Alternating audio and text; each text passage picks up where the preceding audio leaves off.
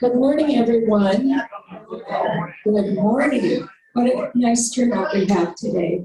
I'm Carol Taylor. I'm the Vice President of the club, and I'll be leading the meeting today.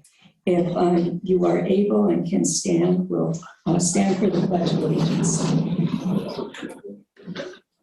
I pledge allegiance to the flag of the United States of America and to the republic for which it stands, one nation, under God, indivisible, with liberty and justice for all. Today, our leader, our president, Richard Long, is in Maine on a winter vacation. I don't know why he could have stayed here. And our other officers are David Vanderstahl, Secretary. Hi. Gordon Barron is our treasurer, and Larry Schreier is our IT guy. And then we have at-large members, which really help us a lot with all the activities we've been doing. We have at-large members, Dan Cook. He's our Veterans Day program and takes a lot of the food to the food and clothing down to the VA hospital every week. And Steve Morris is tech support. He's up front. And Don Seymour is fallen veterans, along with Bob. And Jimmy Strock is cookout. Bruce Schwartz is programs, did 2 logo wear like this for all our vets or Sunflower residents. And Bob Whalen, again, fallen veterans. So thank all of them for all the activities that they do. And Bob is going to lead us in fallen veterans, our current ones.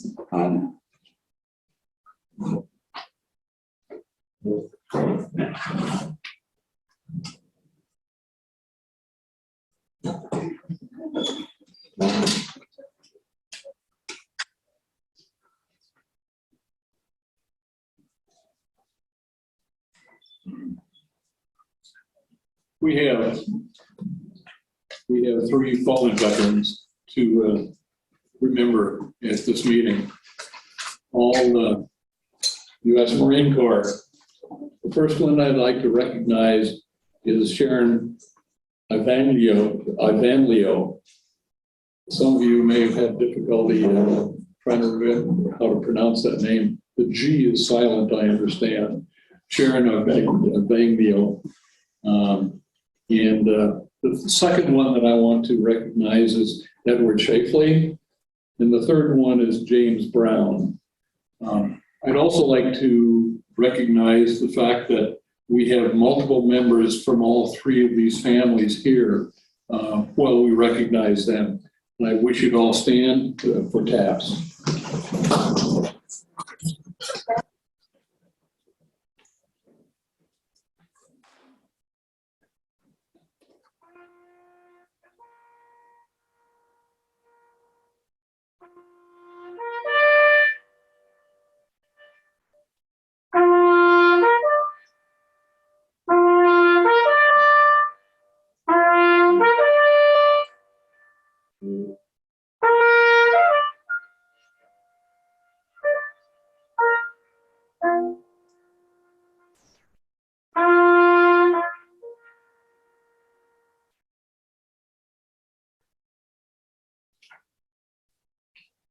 Have a seat.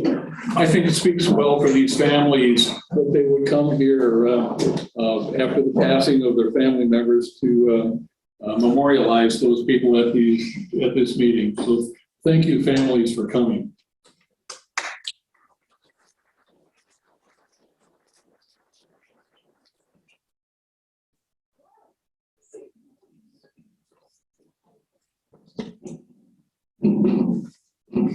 Today, our speaker is David Clark, And he's current full-time visual impairment services team coordinator at the VA hospital.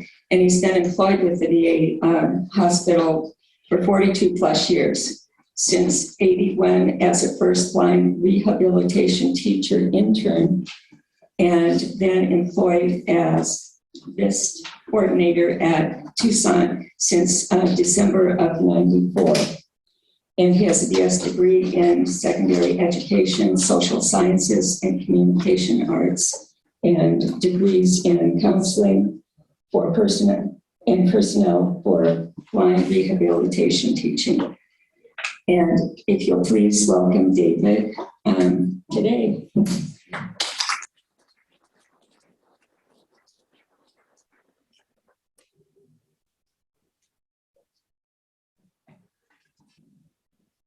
How y'all doing? Yes, I just want to correct one thing. There's a couple master's degrees. The second one was blind rehab. That's the important one at Western Michigan University. And I want to acknowledge, is Len Malinsky still here? He's still here. You know, 42 years ago, I did an internship at Hines, and if anybody knows where Hines is, it's in Maywood, right outside of Chicago. It's basically Chicago, and right off the L. And Len was one of my supervising instructors, and in technology, and he was one of the first in the VA to do computer access training. And sometimes you stand on the shoulders of people that have really done a lot, and Len is one of them. And for many years after he moved here and he worked in the VA, and then for a while he was working as a computer technologist for the VA on contract with our blind veterans locally. So let me tell you what I first do. I'm going to repeat a little bit. I'm sorry. But I'm the Visual Impairment Services Team Coordinator, and that's a heck of a name. But that's what they give us. And basically, I'm a program manager and a case manager. And I work with all the outpatient blind and visually impaired veterans right up to totally blind veterans in the catchment area of the VA. I also have a couple other VIS coordinators that work with me. They thought that I just had too many people. We have about 500 blind and visually impaired vets. And so Brenda Stockton is also a VIS coordinator, and she works in the Northwest, Green Valley, Casa Grande, and Yuma CBOCs. And Jody Clark, my wife, she works as a part-time VIS coordinator and instructor in the Blind Center, and she covers the Southeast Clinic, Sierra Vista and Safford area. And so we work with veterans to get them into blind rehab, first of all, but also to help with VA and non-VA benefits. We do support groups, and we do outreach, and that's what I'm doing today, outreach to y'all, because nobody would ever think that there's a blind rehab in the VA. It all started at Hines, by the way, in 1948, and has spread fantastically. I brought a PowerPoint, but I don't think I'm going to stick to it real hard today. Because PowerPoints, there's death by PowerPoints, for one thing. It gets to be kind of boring. But so I'm the Visual Impairment Services Team. That's an outpatient aspect of what we do at the VA here locally. But then there's Southwestern Blind Rehab Center. It's arguably one of the best blind rehab centers in the world of its kind. And Hines too. But one of the best. Why don't you go ahead and flip the switch here to the next slide. So some of, it used to be that we just worked with legally blind veterans. So legal blindness is defined as 2,200 best corrected visual acuity in the best eye and or a field of 20 degrees or less. Oh, what is that? But in the past few years, actually, we've been taking people that are what we call excess visual disability. So might have a lot of other medical problems and physical disabilities, maybe emotional, maybe PTSD, other things, in combination with a visual impairment that's pretty severe to the extent that a person can't drive, can't read. So you got to ask yourself, what's the definition of certain things?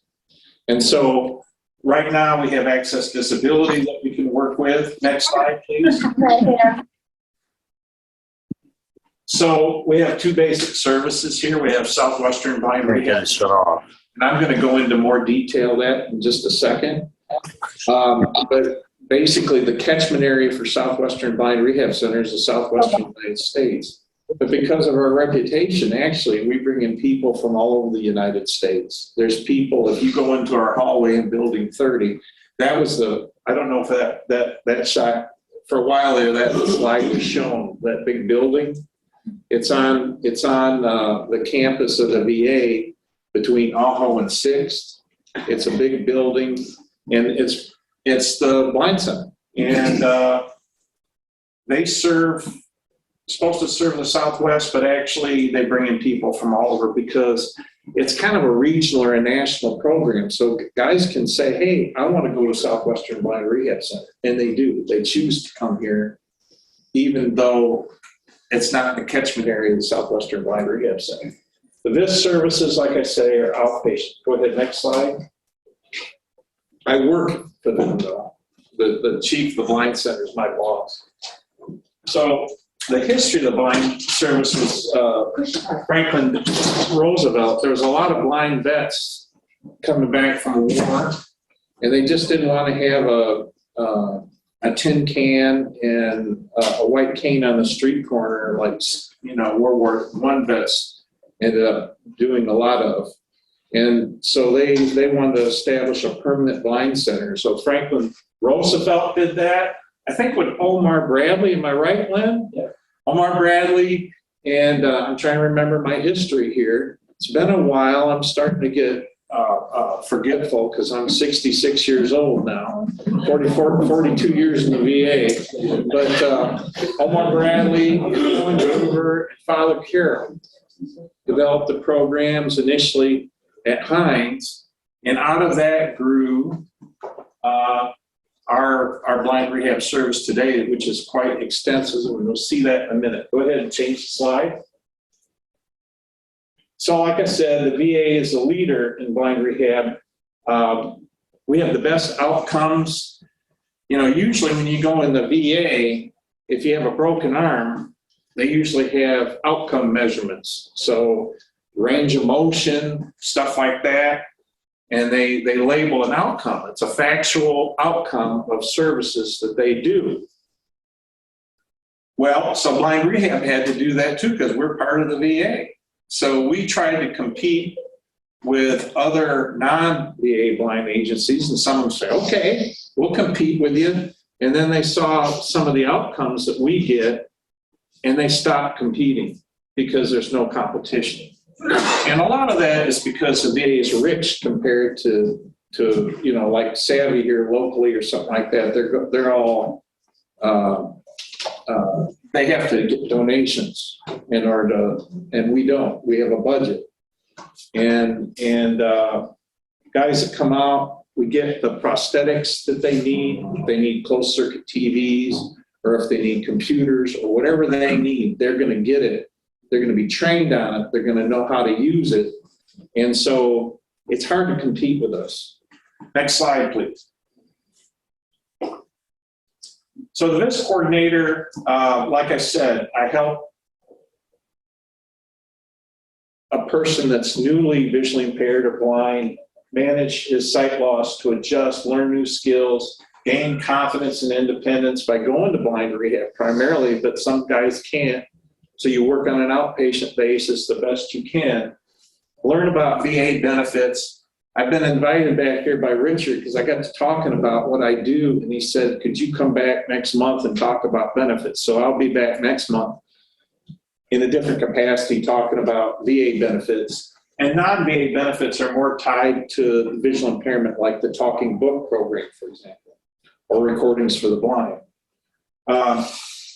Make sure that a person's getting proper health care, getting into primary care teams. A lot of our guys come from outside the VA. They've never been to the VA before, and then they become blind, and we get word of them, and they don't realize how many programs the VA has, unique programs. There's things in the VA that are not anywhere else in the public sector. And so we get them hooked up. And I already talked about special equipment and training. Next slide, please. So I'm not going to go over this, but basically we have the VIS coordinators, case manager, program manager, and we have a BROS. If you look at our brochures, our BROS is our blind rehab outpatient specialist. And basically what she does, that's Nikki James in our area, and she's certified in all areas. And she works with vets, but it's more episodic. It's more putting out fires, because one person, and then you've got, hundreds of guys, you can only do so much. So it's like the Watkins man, I'll see you next year, when you need more vitamins or something. And so it's door to door, it's in the home. Next slide. So here's a sample of some of the low vision devices that a vet may use. Closed circuit TV, an iPad, barcode readers, magnifiers of all kinds, but that's just the tip of the iceberg. Next slide. All of our services are free to veterans. They don't have to pay for anything. Next slide. And this just talks about how many veterans, this might be a little dated, 157,000 veterans in the are legally blind, just legally blind. Now remember, we deal with excess disability too. And there's about 1 million who have low vision. And not all those people we can find. That's what I'm doing here today. You guys got to help me find these veterans, because some of them have never had VA services. They have TRICARE if they're military retired, or they've had health insurance and never been to the VA. Most veterans don't go to the VA. 1/3 of the veterans go to the VA. 2/3 do not. Because they say, well, I got medical insurance, I can go locally. And so they do. So how do they find the services that they need sometimes? VA can't advertise, but we can do outreach. There's about 500 vets, I told about that. There's many more legally blind veterans we can't identify. Go ahead, next slide. They don't have, veterans don't need to be service connected to get benefits. There's 8 priority statuses, I think Usually if a person's legally blind, we get them to priority status 4, which means they don't have to pay for inpatient or outpatient care or medications because they're catastrophically disabled. There's other ways you can get to be catastrophically disabled. The VIS coordinator assists with that.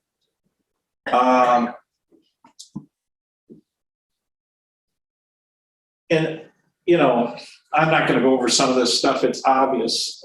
Vision impaired impairs the ability to read, write, conduct other activities of daily living, drive, transportation.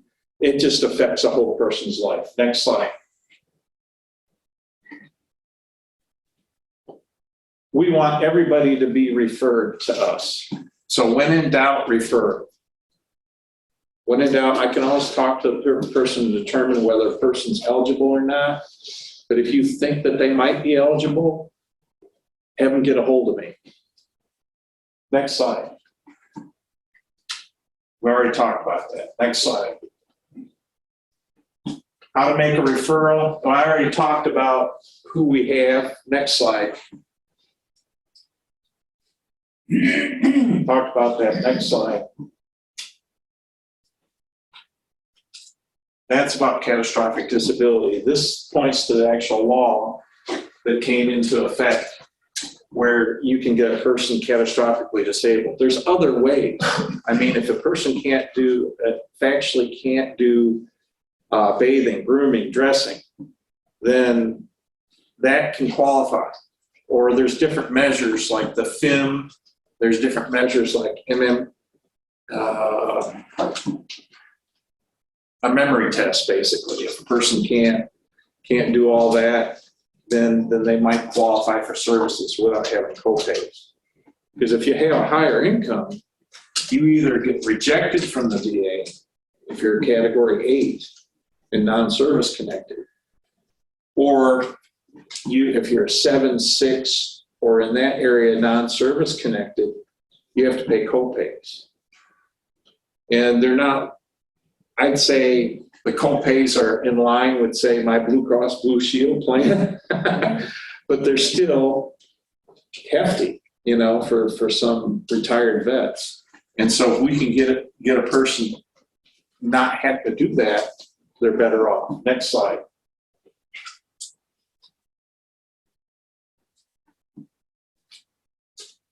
So I'm not going to go into this. I will next time, because you can be service connected for visual impairment. And, you know, in most service connections, you think of a pie. And if you're 50%, that means if you get another 50% service connection, it's 50% of 50%. And 50% of that, 50% of that, it's like cutting little pieces of pie off after that. And it's really hard to get up to 100%. And it's hard to, there's something called special monthly compensation. It goes way beyond 100%. But with sensory impairments, it's pretty easy if you're visually impaired, legally blind, and other things. I'll go over that another time. That's a whole other subject. Next slide. There's other benefits. I'm not going to go over that right now.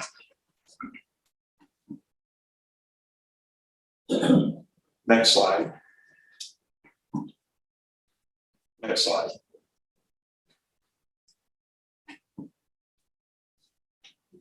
Next slide. That's all benefits. So what does blind rehab do? Blind rehab, just for the sake of argument, I'm going to break up blind rehab into pieces.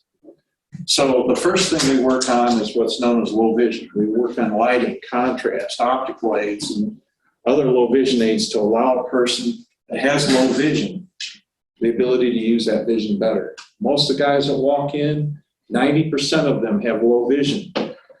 Let me give you an example of how they benefit.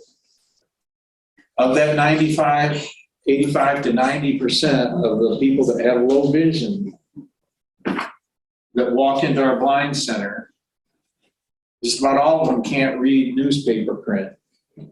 Just about all of them walk out being able to read newspaper print. Think about that. 90% out of 100 blind people walk out being able to read again. But that's just the tip of the iceberg. Because with low vision aids, depending on what you want to do, you're going to get different low vision aids. You want to read street signs, if you want to be able to see marquees or menus. It's all different depending on the need and what they're doing. Next area is activities of daily living. That's from cooking, housekeeping, paying your bills, managing your medications, even insulin. There's nothing too small in there. Pouring a cup of coffee. How do you know when it's full? You're not overflowing it. It can be something like a 5-minute lesson up to something much more complicated, like doing a full course meal. How can you do that when you can't see if something's done? How can you read recipes? Shopping, how can you find things in a grocery store? So activities of daily living covers just about everything. Now remember, these areas are not separate, they all cross over. But it's just a convenient way of discussing it. The next area would be manual skills. That's something Len Mowinski knows a lot about. It was one of his areas. Home mechanics, crafts, woodworking. Some guys, they could care less about that. Other guys, it's their whole life. And so we work on that. And it's guys and gals too. There's about 10% are gals nowadays that come in. There's also orientation mobility. You've seen people use a long white cane. Well, basically, orientation mobility is getting from point A to point B, knowing where you are, and being safe. And now some guys might be in a wheelchair. They're only going to travel 50 feet, so it might not be a big deal to them. Other people may want to go all over this town using public transportation and knowing where they are. Now, having said 90% of the guys are partially sighted, there's 10% to 15% at any one time that are totally blind. And even those guys we work with, there's optical character readers like the Orcam that you wear on the side of your glasses that are scanners. So if you're at McDonald's and you're looking at the marquee and you point, it'll start reading wherever you point. Right to the mastoid bone right here, so you hear it in your ear. And if a person's got, if this is a deaf ear, they have a hearing plug in the other ear that you can do. Because with a lot of our guys, unfortunately, it's not fair. You know, they said, you know, compensation, your hearing gets better. No, it doesn't. Guys have hearing problems too. So the next area is technology. Len also did that. It's using iPhones, iPads. There's literally thousands of different kinds of applications for the visually impaired that can be downloaded. You can scan, Seeing AI is one of them. You can scan, print. It'll even scan good handwriting. Nowadays, that's amazing because I've tried it. It will do it if it's good. If it's my handwriting, it won't recognize anything. If you have good handwriting, it'll actually read it out loud, and it's right on your phone. Because what you have with an iPhone is basically a high-resolution camera and a screen, high-resolution screen, and a speaker. And so it's a computer that all the software is somewhere else, but it works. And so applications are the software. It'll identify money. They even have an app that tells whether something's level. So a carpenter can tell whether something's plumbed one way or the other. It does a lot of things. So there's technology that we work on. On a computer, you can get something to enlarge efficiently, or you can get it to talk. Now, there is stuff on computers nowadays that has adaptations, but they're not really too efficient at doing it. And if a person is doing, reading a lot or doing a lot on the computer, there's Zoom text, there's JAWS, which is for totally blind people. You can't use a mouse with that. It's all key commands because you can't see the screen. And so there's a lot of technology available. There's Amazon Echo. You can send emails with that. You can turn on your lights with that. You can ask Amazon questions or do searches through Wikipedia. You can do all kinds of stuff. And it gives something back to the veterans that they've lost. And so we have recreation on station. We take guys out golfing. They may have not golfed for years because they think, I can't see. Bowling. All kinds of stuff. Now, the continuum of care in the VA, I wanted to mention that briefly. We have 162 VIS coordinators like me nationwide. Probably about 125 are full-time And then there's part-time, usually they're social workers and they work in another area. There's 13 blind centers. The largest blind center, one of the largest, is Southwestern Blind Rehab. There's Hines, and there's Palo Alto and Long Beach. Then they have smaller blind centers that have maybe a 15-bed or less capacity, scattered all over like Waco, Texas, for example, and West Palm Beach, Florida. So there's and their inpatient programs in those areas that I was talking about are what they work on. And then there are outpatient programs. We have what we call visor programs, which are basically 4 rehab staff and a low vision optometrist and an MSA that work with local vets. Sometimes they'll bring them in and what they do is a hotel program. In other words, like a hotel, they'll have a room at the VA that they can stay in. They don't have nursing coverage or anything like that. It's just a room that they stay in, and they do outpatient visits. So if you lived in Yuma, let's say, and you wanted to have services in Tucson, they could accommodate you so that you didn't have to go all the way back and forth. But all the local vets could go back and forth. That's not the program we have here because we have a big blind center. So it's an inpatient program. They have advanced low vision centers, like we have one in Phoenix that have half that number of rehab staff, and then a low vision optometrist and MSA, and then they have what they intermediate. And so there's about 22 of each of those, and those are scattered nationwide. Then like I said, you had your VIST, and then you have about 125 or so boroughs nationwide. So that's a continuum of care. And then of course, you have optometry clinics that do some of that kind of stuff too. So I think I've covered everything, probably beat it to death. Any questions? Come on. I can't see it. The question in a sense, but I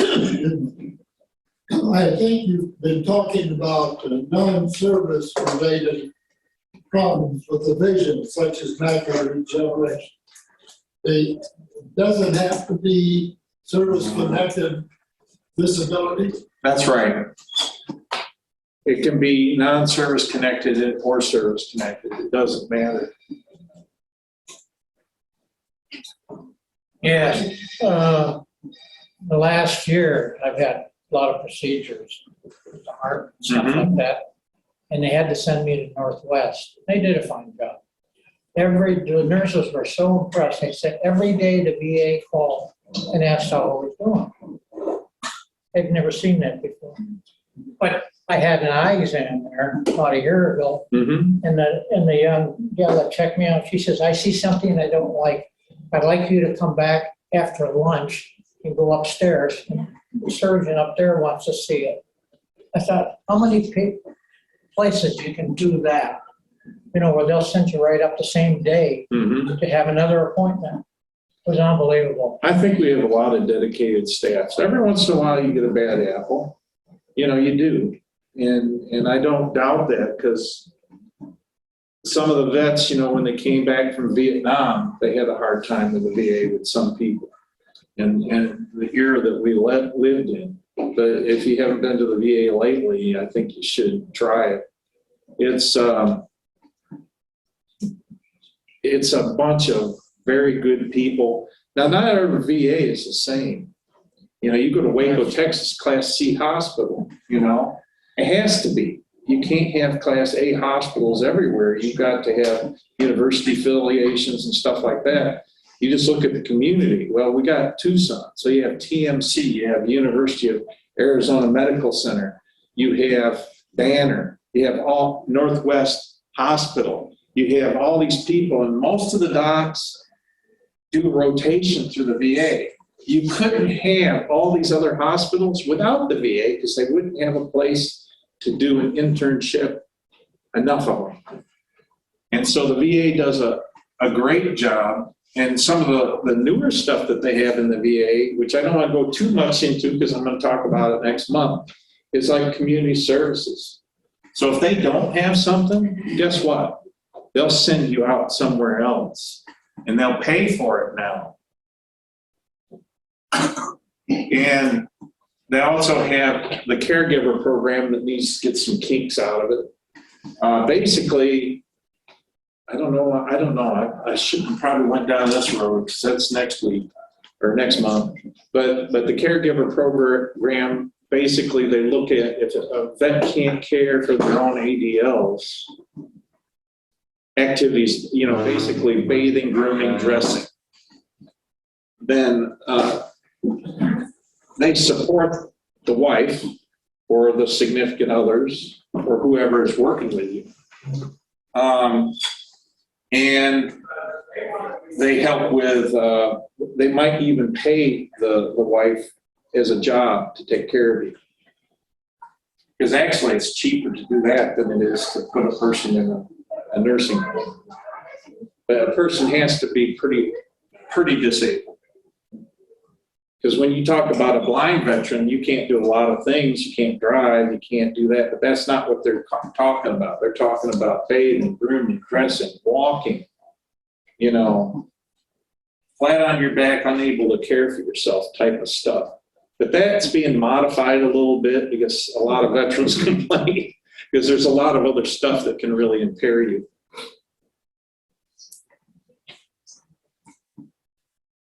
So I know next month we'll do more in depth, but I got a couple of questions for you. You said veterans, they're not service connected qualified. Does discharge status matter?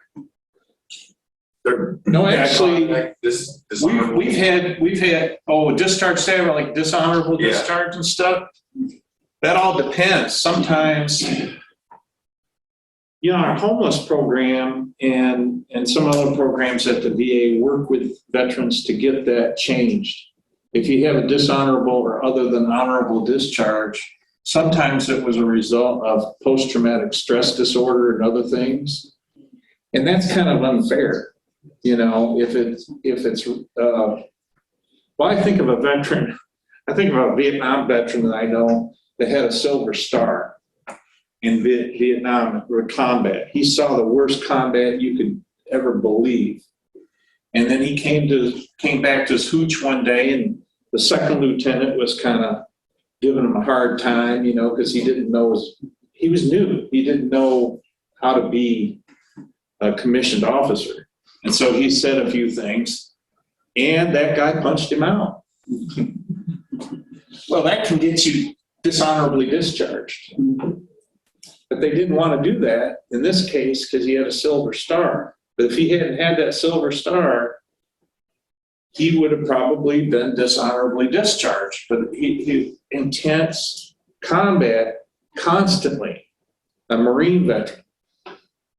So what they try to do, and there's a lot of homeless veterans out there, and the reason for it, a lot of times, well, besides drugs and alcohol addictions and things of that nature, that they don't fit in to the culture, but they try. The homeless program tries to bring those people in, and a lot of it's because maybe they had a other than honorable discharge.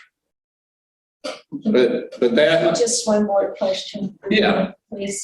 Also, I work with a lot of vets that somehow have like MS, small fiber neuropathy, different issues. And if their blindness or reduced vision is intermittent, would they still qualify if it comes and goes? Yes. Okay. And also there's the SCI program, the spinal cord injury program. It is a lot like this program, but it's for people that have those kind of they're in a wheelchair, they have disabilities where they can't move. And the spinal cord injury program, wonderful, because there's so much stuff related to that, an offshoot of that,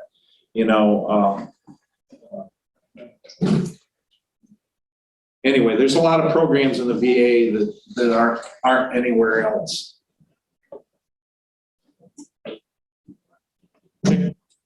Thank you very much for having me.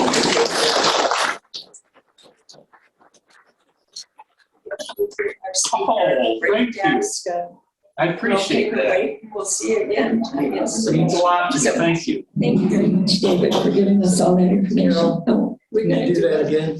do a picture.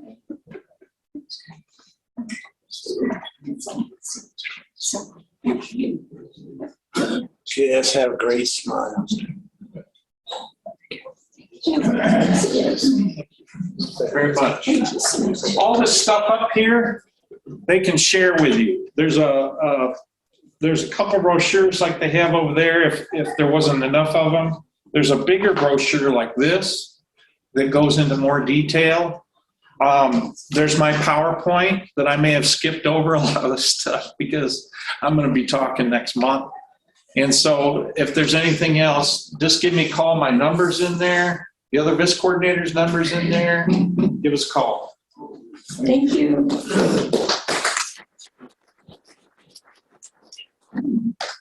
Okay. Now we'll have our treasurer's report from Gordon.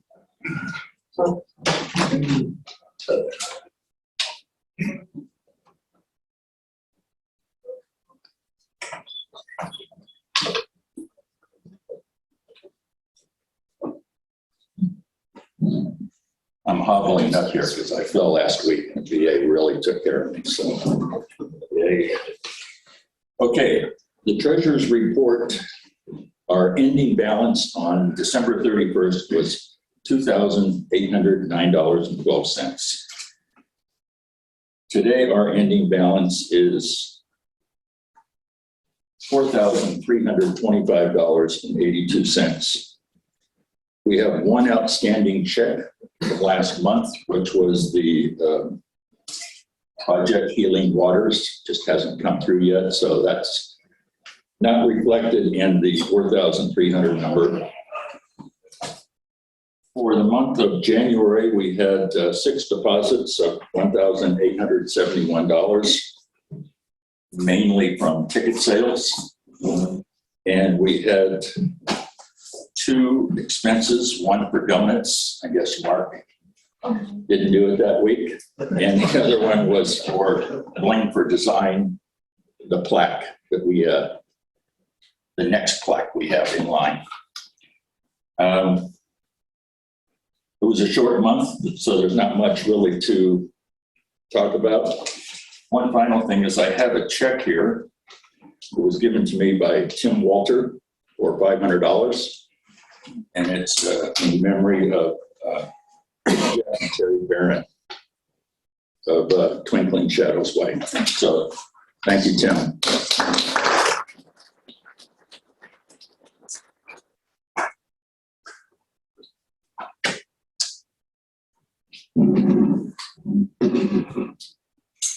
Thanks, Gordon. And Mark did pay for those donuts. He just gave Richard money and I paid it then with the card. So, and we thank him for donuts today. Every month he gives us donuts. So we really appreciate it.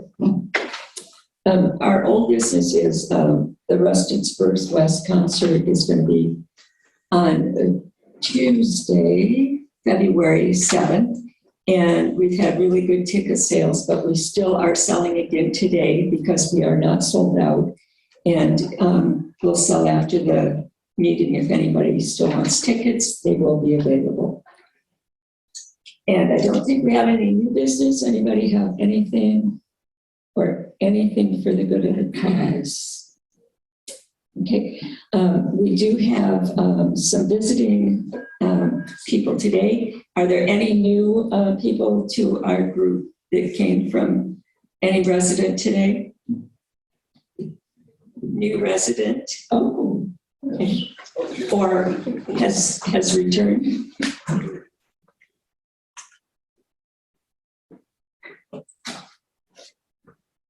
Thank you, Madam President. My name is Bob Stolbani. I used to have a home here for about 10 years. My wife got ill. We were snowbirds at that time. And due to COVID, we left here for about 3 to 4 years. And we're back. We're renting right now, and we hope to be able to be snowbirds again and maybe even residents someday. And thank you, Carol. Yeah, and tell us the branch of service you were in. Well, branch of service, I was in the Army. I'm retired military. I live in St. Paul, Minnesota, and it's great to be back to St. Paul.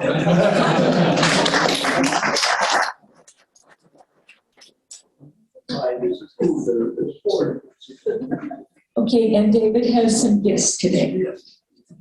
Thank you. I want to ask these good folks to come up front. Rob, if you will. This is a little bit of history and beautiful memories of how relationships in our world never seem to go away. I'm still more handsome than Bob, but we go back 56 years this year of graduating from Transportation Officer Candidate School, Fort Eustis, Virginia. We were one of 30 classes that went through that program between 66 and 68. We have never had a reunion, our particular class. There were a couple others that did, but a year ago, some people got together and started finding all of us. And we have been able, through one beautiful lady who researched 2,500 graduates, and we have found each other. So I raised my hand to be our class coordinator. And out of the blue, Bob sent me an email a couple of weeks ago saying we're going to be in Tucson. Well, son of a gun, here we are. So we're going out and have lunch later. And I just wanted to share that beautiful time with you. Bob, if you could explain a little bit what happened to you after you graduated. Okay, so I graduated and then although the Army, I went to a watercraft school. And so I did my on-the-job training in Vietnam in a riverboat. And we served on river reconnaissance and force with the 199th Light Infantry Brigade and the Vietnamese Navy. So after I returned to the world, I took a civilian job as an engineer with the Army Corps of Engineers. And then I served in the Army Reserve for another 26 years in the 104th Division and the 124th Army Reserve Command. Good, thank you. Also his better half, Betsy, would you please stand up, please? And thank you for sticking with us all these years. Okay. And who was your other guest? Yeah, I'm going to real quick. Okay, this is a Vietnam lapel button that we finally are being recognized. So wherein it gives you all the history and so forth. Okay. I'd like to say I really appreciate this honor of the pin because I had a draft deferred job before I joined the Army, and I did it because I was patriotic, and I still am. And thank you very much. Well, we're all being finally recognized. Okay, if I could have his good friend come up real quick, Bill, Abby. Bill is also from Washington State. I'm sorry, that's where Bob is from also. And anyway, if you could, good friend, he's a Navy guy. So if you could just tell us a little bit during your period. And how many people here in the Navy? You got it. You remember in the old days, they said if you take an oar, and when somebody asks you what that is, and you know you found home, right? Well, I was in submarines, diesel submarines. I qualified and I was in the Navy Reserve. At the time, they allowed Navy reservists to go into diesel submarines. So I had my Forrest Gump moment. I was in the last class that they allowed, where they sent us through SPSG school. And so that allowed me to get into Navy Reserve in submarines. So I spent 2 years on active duty, and we played some games with the Russians, and you can read about some of the stuff we did in a book called Blind Man's Bluff. So we had a good time. Thank you, thank you. And same way with you, here is this lapel pin, please. Finally, we're getting recognized. That's, Thank you very that's the much. background. Okay. Thank you very much, guys. And his better half, say hi. Thank you. All right, I'll hurry up here. I have one more person I want to introduce, just as a good orientation of who's going to be helping us maybe in the future.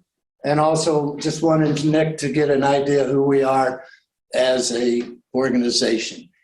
Nick Drake, if you will, Nick, come up real quick. He is a coordinator. VA outreach coordinator. Hi, guy. Hi. Hey, anyway, during the summer, he's going to be discussing Proposition 130. Remember back in November, we voted to have some relief on property tax? Well, there are a bunch of nuances and wrong information out there.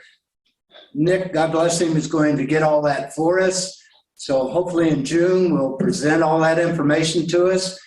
And I'm saying June because it will not, it doesn't allow our good snowbird folks, sorry, you have to be here at least 9 months, more or less a permanent resident to get that benefit. So just real quick, Nick's going to give you a little idea what he's doing, but I want him to meet you and vice versa. Hi, my name is Nick Drake. I work for the Department of Veteran Services as the Air Force K-9. So any Air Force guys, any K-9 guys? Air Force. Air Force guys? Our K-9 guy isn't here today. You had a, Yes, Tom Shambo. oh, nice. past president. He still comes though? He's still around? Oh, yeah. Okay. He's at a Korean, he's talking at a Korean veterans Thing today? So we get, I don't want you to, I'm from the state, I'm not the VA, but I work very closely with the VA. I know you've had like Keith Hamblin come out before. We work very closely in Southern Arizona, go out together. So I don't think I'm against them or they're against me. The state fills in a lot of resources that the VA doesn't have, and then we kind of piggyback on other things that might be important. So we got a lot of things like the cemeteries are ours, the state homes are ours. We just built a new one in Flagstaff, built a new one in Yuma that just opened. All the GI Bill, you know, schools, that sort of stuff. The one might be important to you is also like the VBCs. Arizona calls them VBCs, VSOs, the rest of the country calls them, but filing claims, that sort of thing. So there's a lot of different little niches we have. And when we speak next time, we can go into depth on different, you know, issues that you might be interested in, or how you pre-register or fill out legacy packets for the future. But there's a lot of different stuff. So if you have any questions, please hit me up on the side. Otherwise, we'll probably see you back in June. Thank you. Thank you, Nick. The good news, Nick is right here in Tucson. We don't have to come in. Yeah, David Morales, good seeing you, guy, DAV. Okay, Carol, the only thing, there are over here on the tables you go out, we have more brochures on the PAC Act. There's a lot of things. And please, gentlemen, bring your spouses to our meetings. They need to know what's going on to be able to see what happens in the legacy or that time when things happen. Please start bringing your spouses, please. Thank you, Carol. Thanks, David. Any other visitors or, oh, yes? I gotta Oh, these aren't visitors, yeah. Yeah, I'll be outside selling the last few tickets to the Russell Spurs. And I want to recognize our own member, Herb Hamill, Tex of the Rusted Spurs, who is making his trio available for us to raise money from the things we do. All the proceeds go to our Veterans Club. So Herb, I want to say thank you. Thanks, Herb. Few tickets left, front row center. I've got them. Thank you. I just wanted to add a little bit about Prop 130. I called up the assessor's office here in Tucson, gave them my name, rank, and serial number, and they mailed me a form to fill out to apply for this tax relief. It came, it asked me for my DD 214, my letter of disability percentage from the VA, and my taxes. I was under the misinformation that if you're like me, 70% disabled, I would get 70% off of my income tax, off of my property tax. Well, I don't think that's the case. I think there's some sort of percentage that they'll reduce the value of your home that actually then in turn reduces your property tax, but it's not a direct percentage based on your rate or level of disability.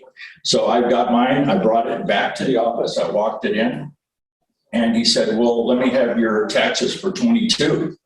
I said, I haven't done it yet. He says, when you do, bring it back and we'll finish it. So it's kind of a process. Yeah, we went down to it, and it's not going to apply to Dennis, so. Exactly what we're talking about is Yeah. what Yeah. Nick's going to talk about after this is all cleaned up, so that's good. Okay, anything else for the order? I thank everybody for coming. We'll see you next month, and it's going to be March 1st. We'll see you then. Thank you. What time?